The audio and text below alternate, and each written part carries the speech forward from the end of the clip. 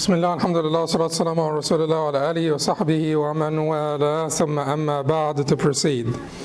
Chapter on defects that constitute grounds for the annulment of marriage. باب العيوب التي يفسخ بها النكاح. Imam ibn Qudamah rahimahullah, who died in the year 620 after Hijrah, in his book al-Umdat, which is an abridged manual of Hanbali Fiqh, said باب العيوب التي يفسخ بها النكاح, the chapter on defects that constitute grounds for the annulment of marriage. متى وجد أحد الزوجين الآخر مملوكا أو مجنونا أو مجذوما أو أبرص أو وجدها الرجل رتقاء أو وجدته مجبوبا فله فسخ النكاح إن لم يكن علم ذلك. Whenever one of the two spouses finds the other to be owned, insane, or afflicted with vitiligo or leprosy, or if the man finds the woman to have an obstructed genital tract, or she finds him with a cut-off penis, they are entitled to annulment of the marriage, assuming that the defect was not known prior to the contract. Assuming that the defect was not known prior to the contract. So this is one of the chapters, one of the topics that makes you a little bit uncomfortable when you teach it. But the law, the law has basically to address human reality. And that is human reality. And when it comes to human reality, the law also has to make provisions for different people with different sort of spiritual aspirations and different conditions and statuses. So someone got married to someone and they found that he or she has a defect that would make marriage basically very difficult for them. Are they entitled to annulment in this case? And that's what this is about. Basically, we have agreement among the scholars on the concept, but they disagree on the details. An agreement among the scholars on the concept, but they disagree on the details. And there are some issues that we need to discuss here. One of the issues that we need to discuss is that the Sharia is giving the right to the person who felt deceived or who felt lied to seek the annulment of marriage because, so that they are not basically bound by that marriage that they felt they were deceived into. If there is a take-home message from this chapter, it is transparency. It is basically to be as transparent as you can when you get married, so that there will be no disappointment and everything will be clear and people will not feel deceived. The second thing that I wanted to mention here is that when people get married and then they find this out, if they feel that they can basically maintain the marriage or they can stay in that marriage, then it's fine. It's up to them. What the Sharia does is that it gives them a way out only, and it does not ask them to take it. It gives them a way out, but it does not ask them to take it. And if someone did it out of the kindness, stayed in the marriage out of the kindness of their heart, then obviously it is clear that this would be virtuous. Having said that, now what are those defects that constitute grounds for the annulment of marriage? You will find that those defects that the Sheikh will mention here, or the Sheikh mentioned here, there are 8 defects according to the authorized position in the Hanbali madhab, and you'll find that these defects they all can be put under one of 2 categories. One category, and you want to remember the categories because you want to remember the rationale more than the examples, because that is more helpful. The first one is basically is about making companionship difficult. Companionship, suhbah, making the suhbah difficult. If someone is insane, for instance, or something of that nature, it makes the suhbah or companionship difficult. The second one is about making, sexual intercourse or sex or intimacy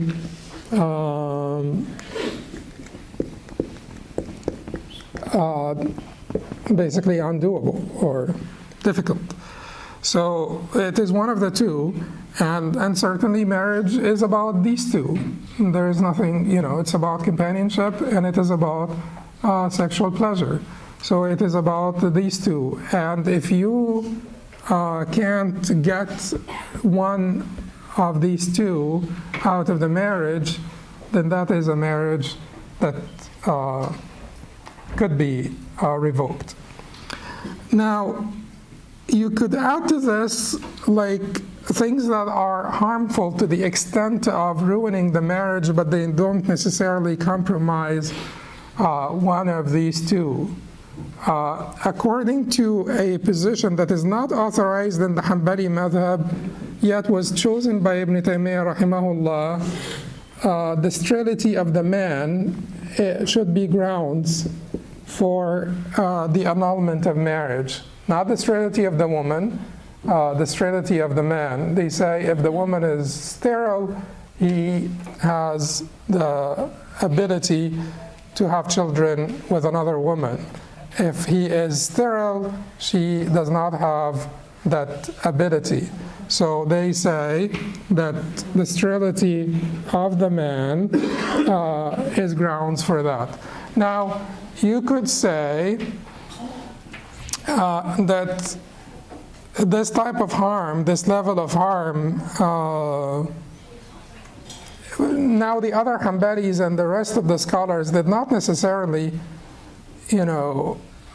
mean that they would just be limited to this, but if there is darar, the woman can ask for separation that is not annulment for 10 different reasons. Separation that is not annulment for 10 different reasons. And in fact, Shaykh Wahab al-Zuhayli rahimahullah, in his book al-Fiqh al-Islami wa Adillatuhu, he had a comprehensive chapter on that particular concept. When can a woman ask for separation and be entitled to separation? So they usually say that the Malikis are the only ones who say that a woman can seek separation for a darar, but the Malikis meant by this verbal abuse or physical abuse, but there are a myriad of other adrar, types of adrar, like adam al-nafaqa, for instance, failing to sustain her, al-ghaiba, for instance, like being absent, there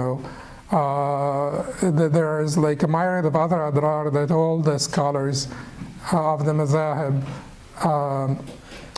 basically consider valid to seek separation.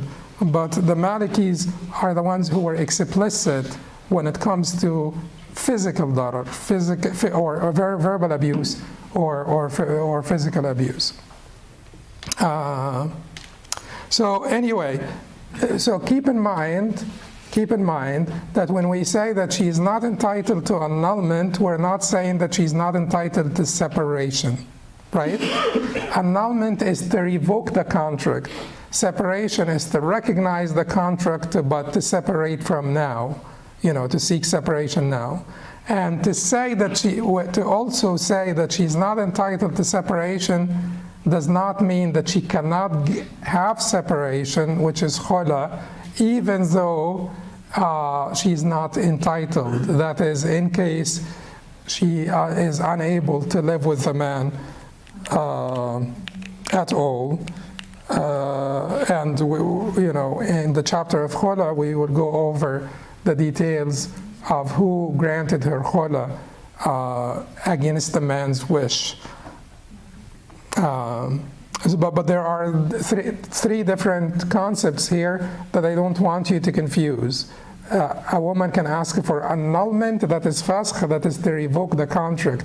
This is more limited than a woman can ask for separation based on darar, based on some harm that befalls her. And as I said, there is different types of harm, not limited to physical or verbal abuse.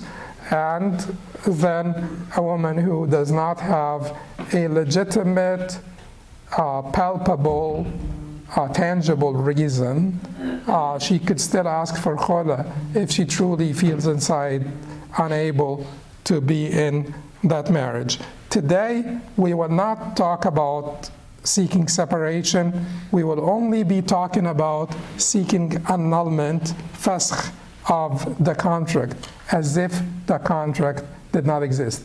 But certainly, when you have fasq of a contract, there are certain consequences that will never be repealed. One of the consequences is that she will be deserving of her mahr in all cases if consummation took place. Regardless of the scenario, she will be deserving of the mahr. One of the consequences is that any children that result from that marriage are legitimate children, even if we revoked the marriage later on, so retrospectively revoked the marriage. So, but if we say that there are harms that don't basically compromise one of these two, companionship or intimacy, there are other harms. There are other things, like let us say a man came to a woman to propose to her, and she asked him, "Are you married?" And he said, "I am not." And after the marriage, she discovered that he is. Is she entitled to annulment? Of course you'll say yes. Is she entitled to annulment? Yes, she is, according to the majority of the contemporary Hanbali scholars. The earlier Hanbali scholars did not necessarily address this. But building on this, there is clear deception here. Now, if she did not ask him and he turned out to be married, is she entitled to annulment? No, she's not. He's not required to volunteer that information, but he's required to be truthful if he was asked. And if he was not truthful, then that lie will entitle her to annulment. He is not qualified? Well, if he's not forthcoming with his marriage, it is her fault that she did not ask. But because like he is entitled to anyway. So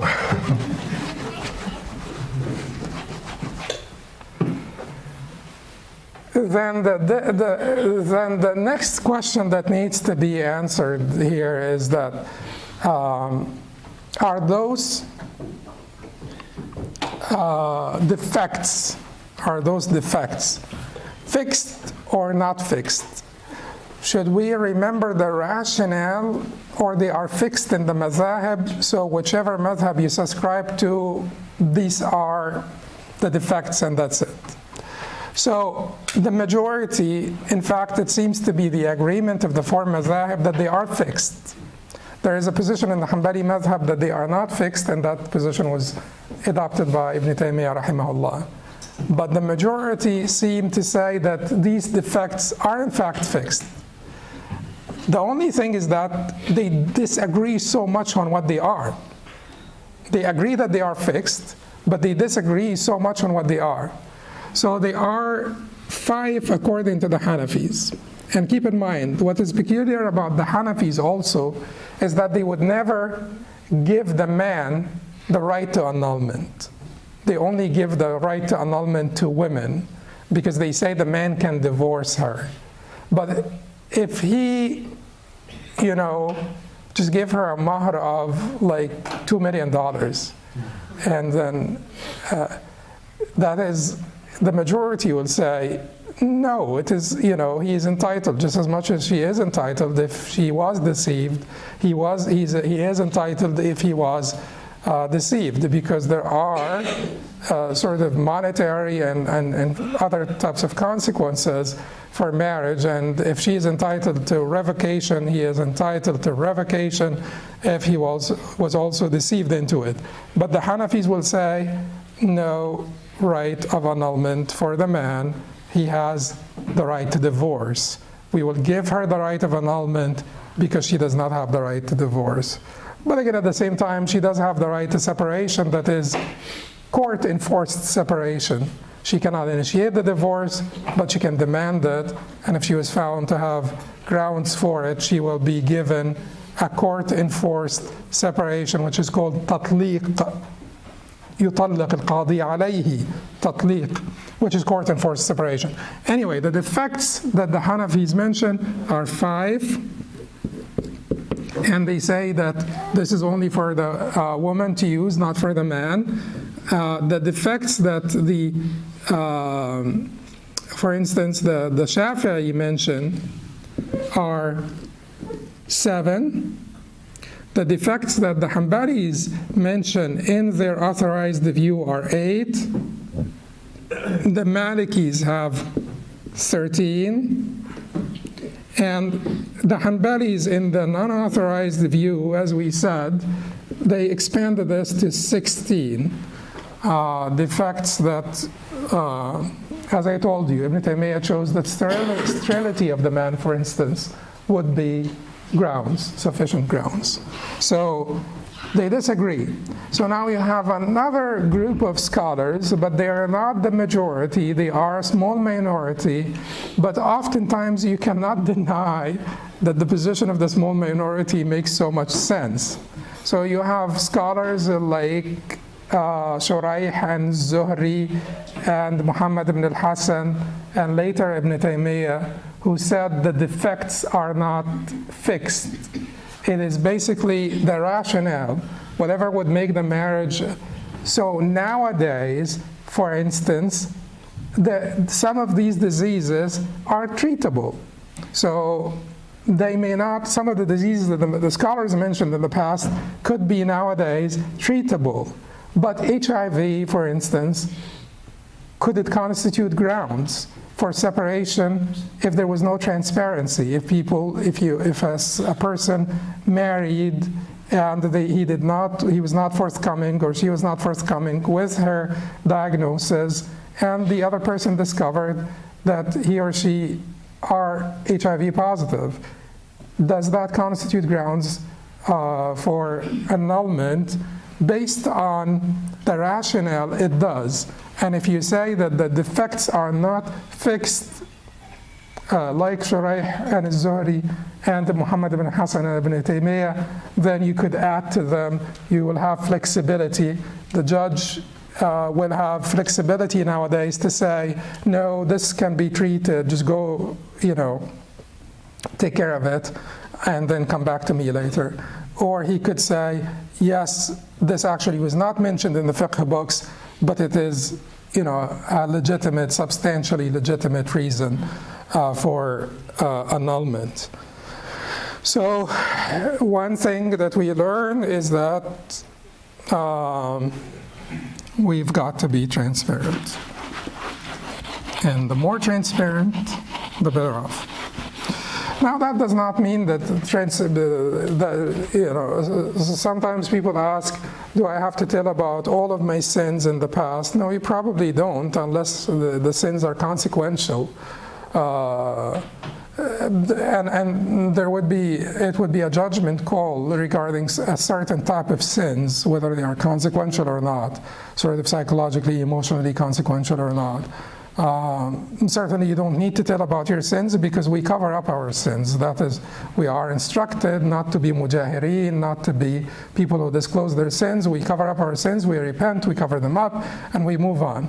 But there are certain sins that may be consequential to the other party, and in this case, transparency would be a judgment call. Like if you really want to reveal your past, to the suitor would be a judgment call. You're not required to do it Islamically. Some examples?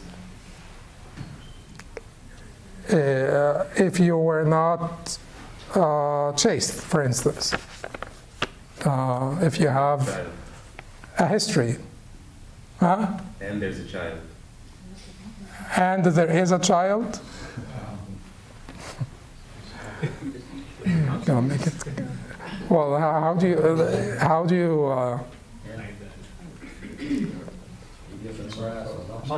hide that? Drug addiction. What about drug addiction? Anyway, in general, drug addiction, if you recovered, then you don't need to tell of your past. If you have recovered. Yeah. Now, honestly speaking, as I said, there is a difference between whether you're required or not required, or whether it is best that you tell or not. So what I am saying here is that you are not required to tell. Is it best if you tell? Probably yes, because the more transparency, but certainly you're not going to give them a list of all of your sins. Because that's, first of all, that will take you a few years to discuss.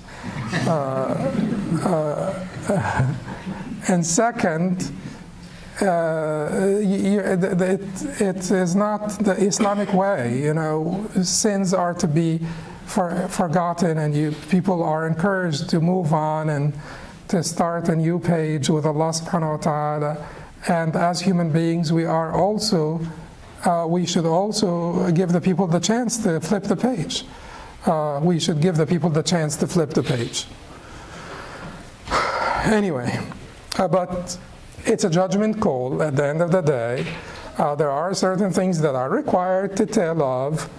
There are other things that are not required, but if you want to speak about them for more clarity and more transparency, it's probably a good idea. But that would never mean that you just need to basically give a list of your entire past and all of your sins in your past.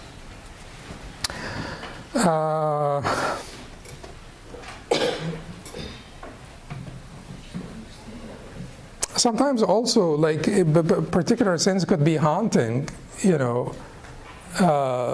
like if a woman, for instance, says that, someone touched me, or like something of that nature, that could be, for a certain type of men, particularly hot-blooded men, that could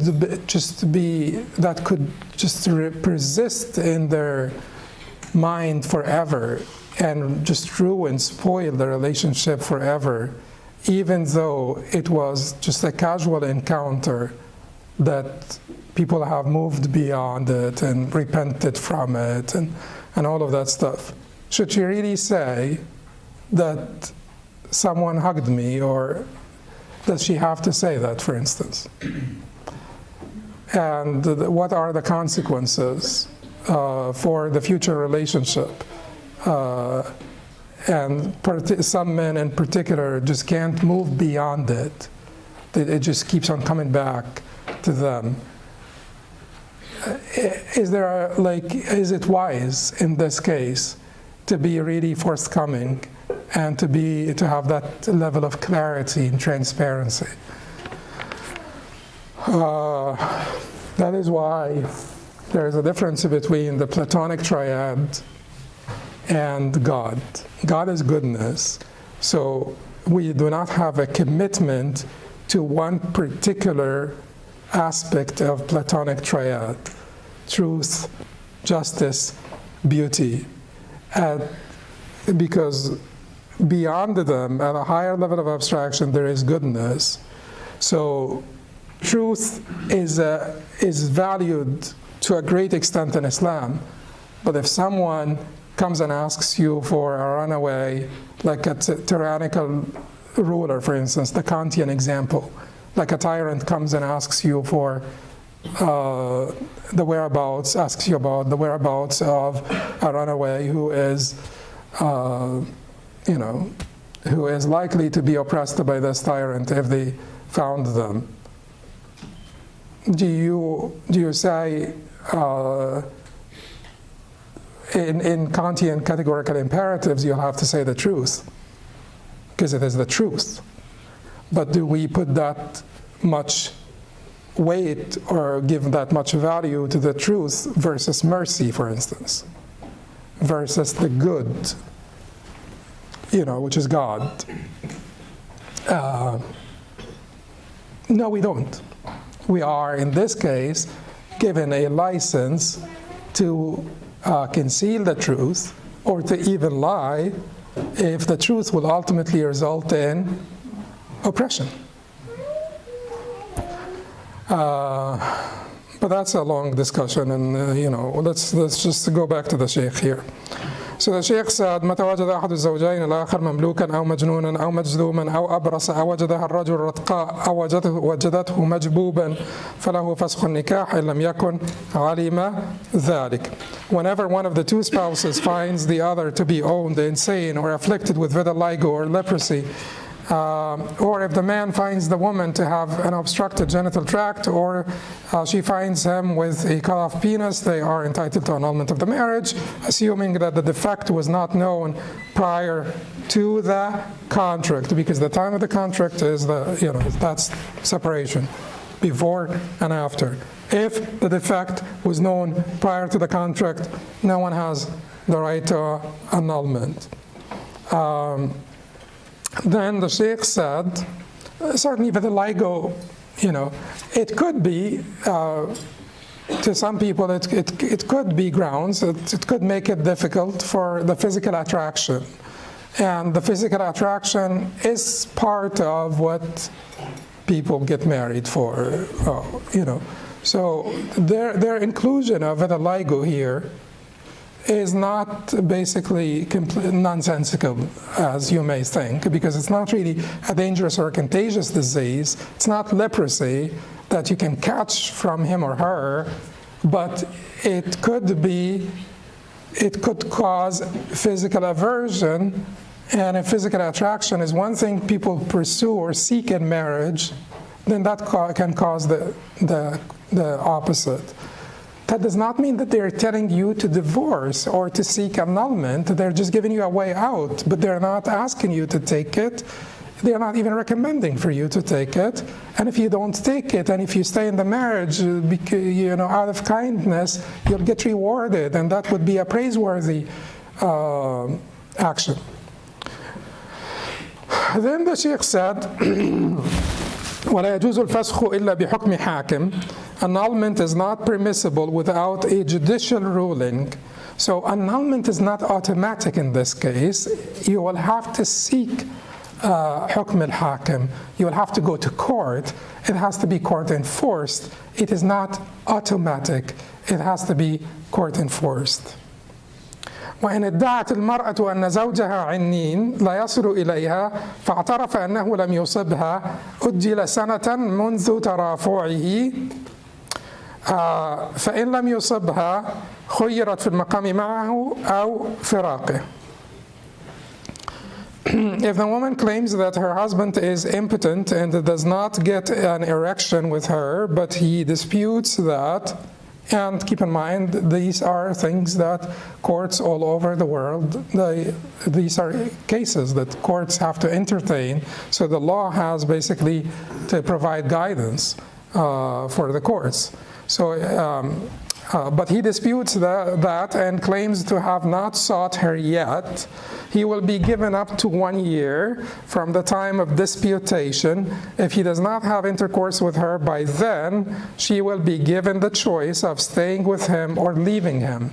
Now, he does have the male organ, but it is not functional.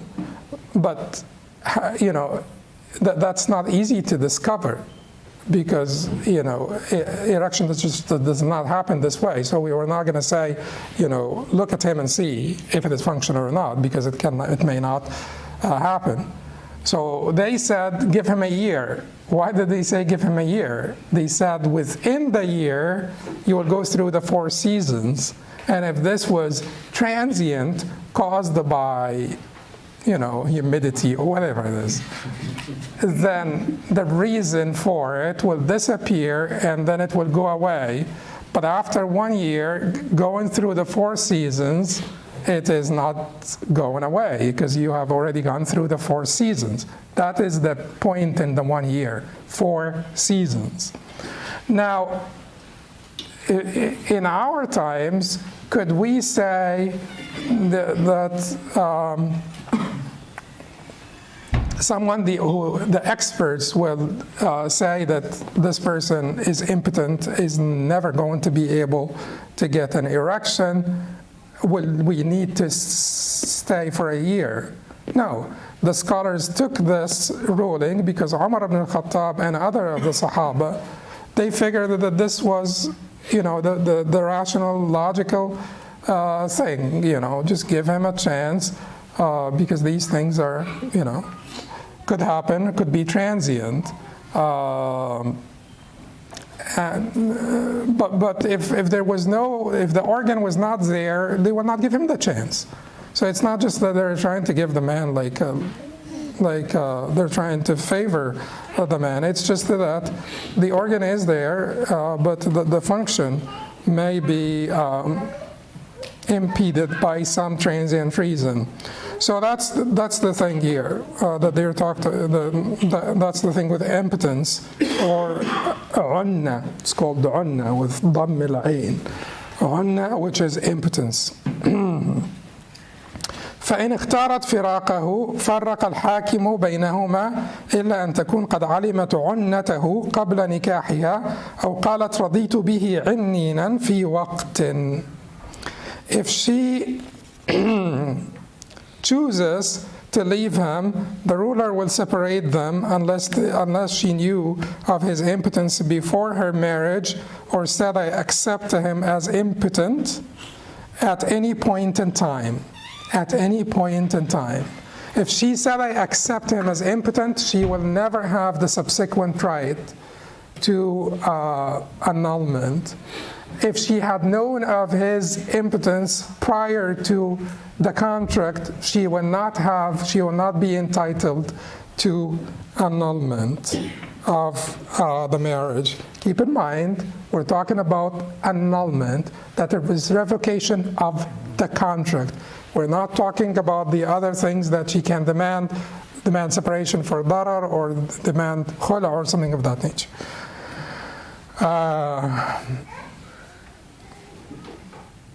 Then the Sheikh said, وَإِنْ عَلِمَتْ بَعْدَ الْعَقْدِ وَسَكَتَتْ عَنِ الْمُطَالَبَةِ لَمْ يَسْقُطْ حَقُّهَا وَإِنْ قَالَ قَدْ عَلِمَتْ عَنِّي أَوْ رَضِيَتْ بِي بَعْدَ عِلْمِهَا فَأَنْكَرَتْ فَالْقَوْلُ قَوْلُهَا. If she comes to know about it after the contract, yet she abstains from seeking separation, she retains her right to do so.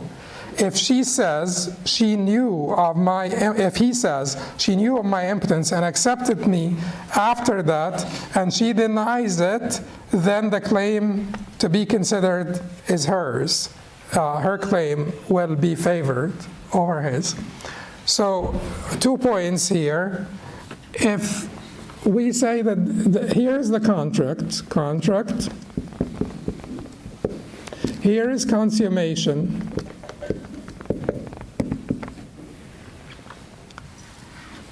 If she came to know here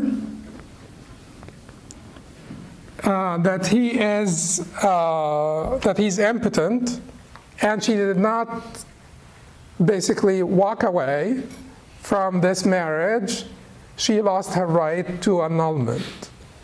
If she came to know here after the consummation that he is impotent, and she does not promptly demand separation, she had lost her right to annulment after consummation. But you said, Huh? didn't they say lam yasqut haqqaha? And she did not, her right to do so is still retained? Or is that after the contract? This is after a contract. That's why we're coming to this point. If she came to know in this period between the contract and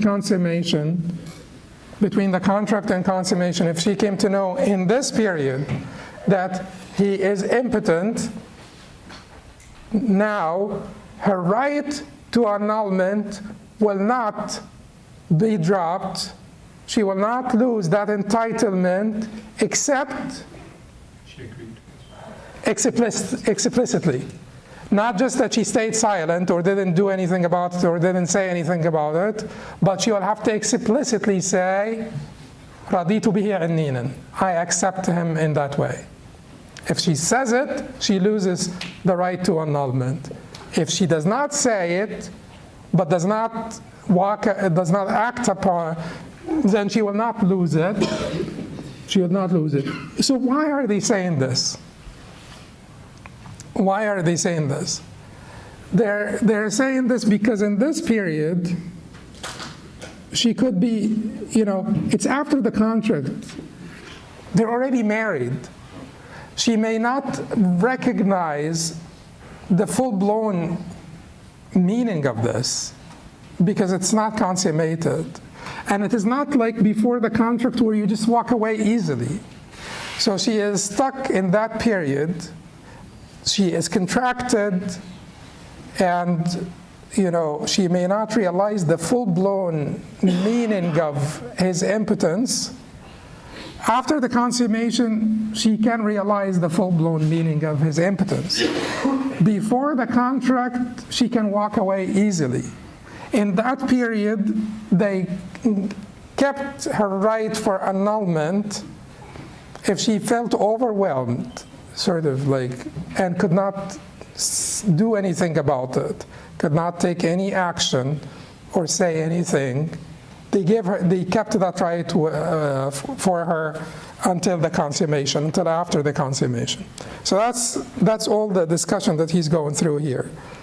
But one thing at any time will revoke her right. What is it? Explicit acceptance. To say, I accept him this way. You might not understand what it means, Huh? You might not understand what it means. No, but she explicitly said, okay. Young, stupid, Like no children, no whatever. But what can we do to her? Like someone should have told her, she knew it. She explicitly said, I am okay with it this way, because at the same time, they also recognize, al-Fuqaha recognize that some people may not want a marriage for sex, they want it for companionship. So maybe that is what she wants, companionship.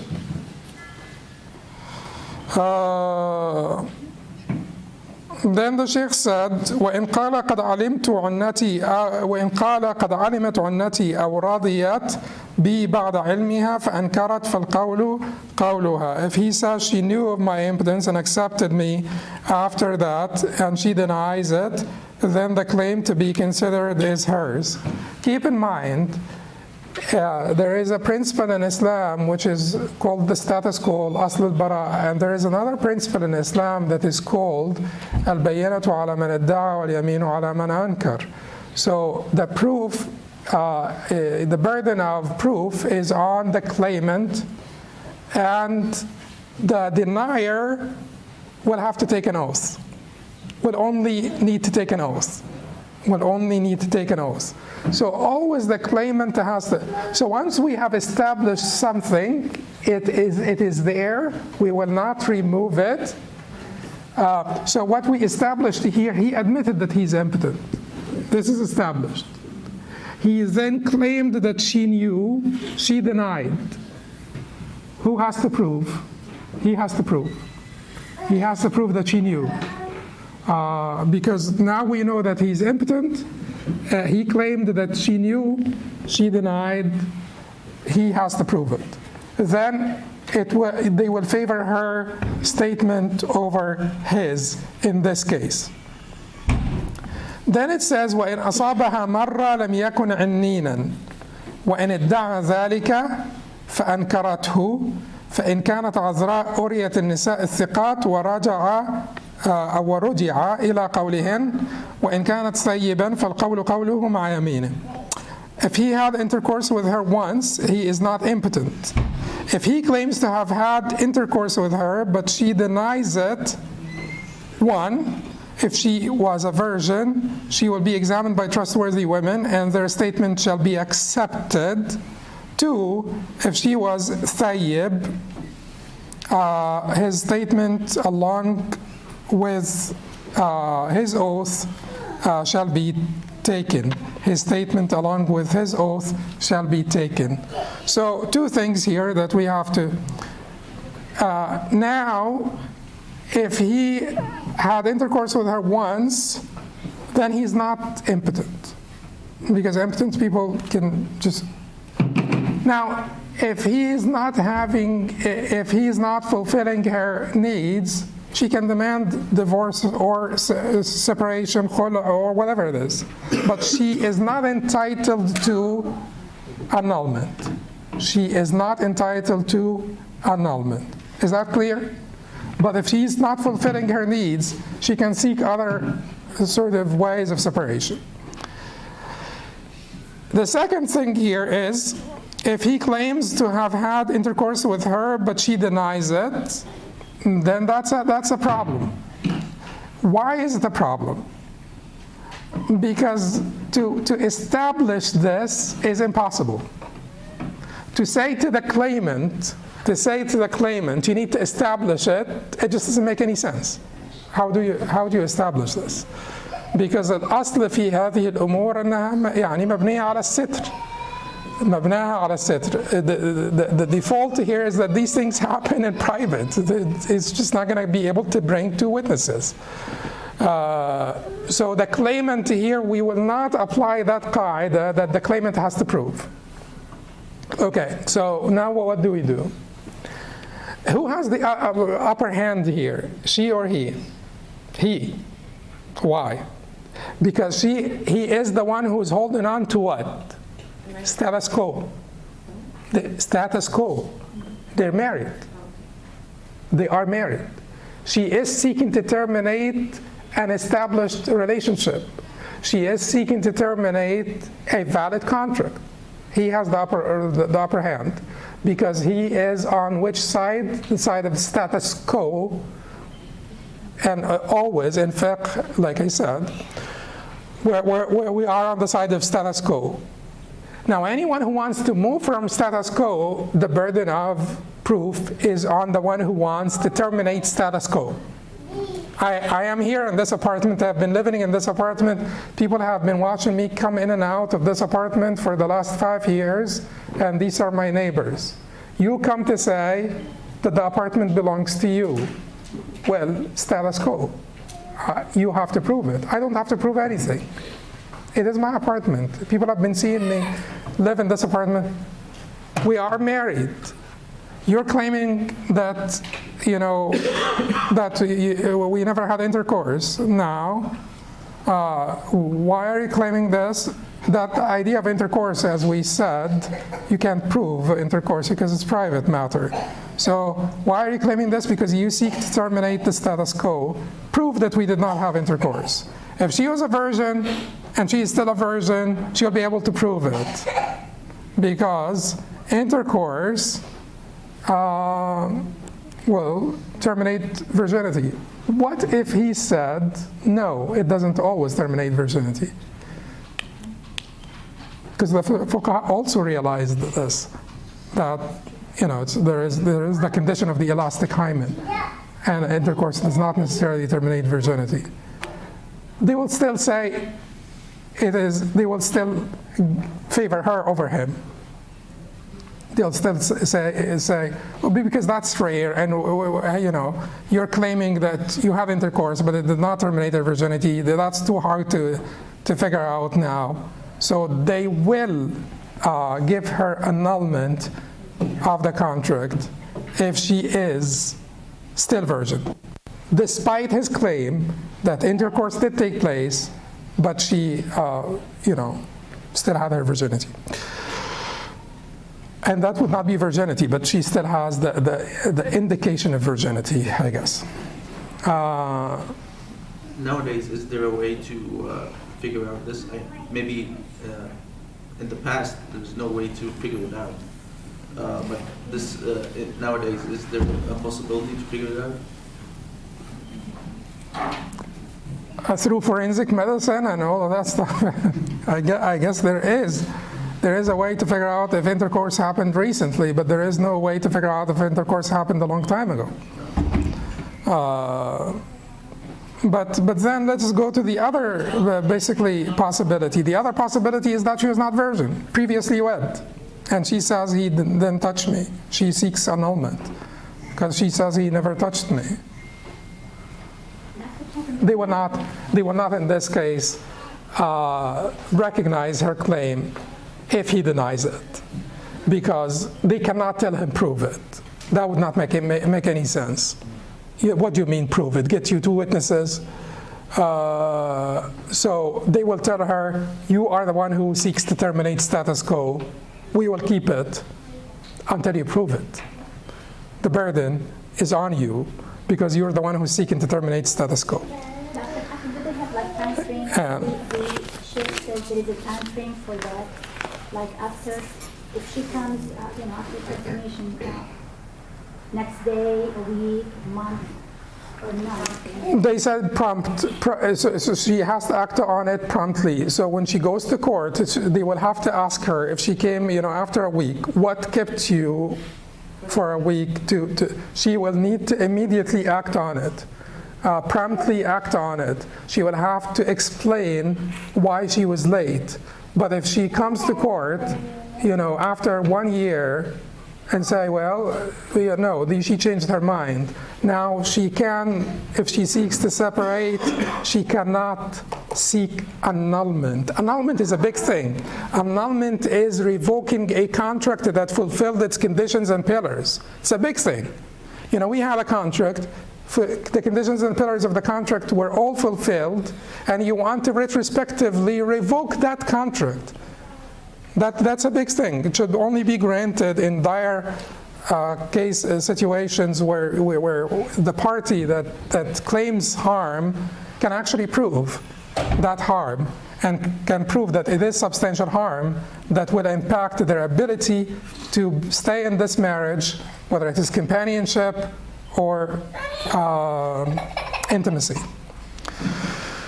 That brings us to the end of this chapter. It is a smaller chapter, so we ended a little bit early, so we can have some more questions and answers, inshallah, in the Q&A session.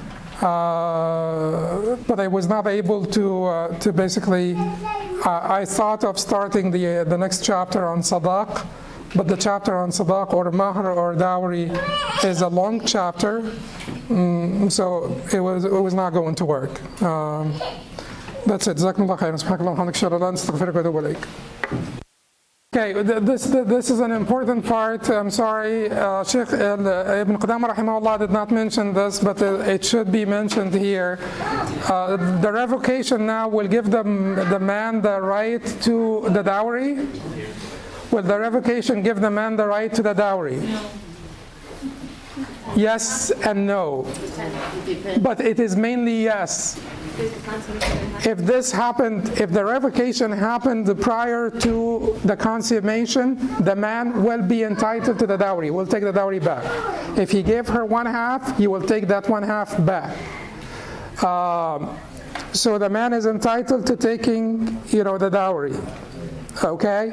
If the consummation happened, if the revocation happened after the consummation, he cannot take the dowry from her. He will take it from whoever deceived him.